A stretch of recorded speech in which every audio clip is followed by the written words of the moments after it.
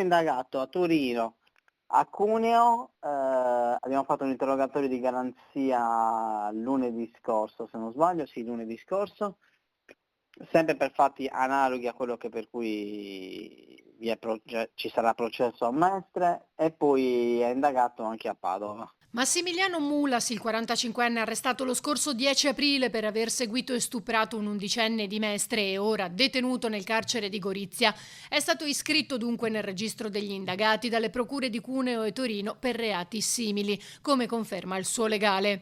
L'episodio per cui la procura piemontese ha richiesto una seconda misura cautelare a suo carico risale infatti a pochi giorni prima della violenza a Mestre. Il 45enne avrebbe commesso un analogo abuso sempre a danno di una ragazzina di 10 o 11 anni a Savigliano, in provincia di Cuneo.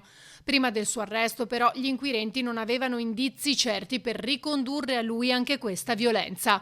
Nell'interrogatorio di lunedì scorso, in videoconferenza dal carcere, si è avvalso della facoltà di non rispondere. Tra pochi giorni il suo avvocato lo incontrerà. Io lo vedrò sabato in carcere, vedrò con lui tutti i procedimenti penali e prenderemo tutte le decisioni in merito ai procedimenti penali. Compresa la possibilità di richiedere una perizia psichiatrica. Ne discuteremo proprio sabato in carcere con lui, insomma, e quindi prenderemo poi una decisione, insomma.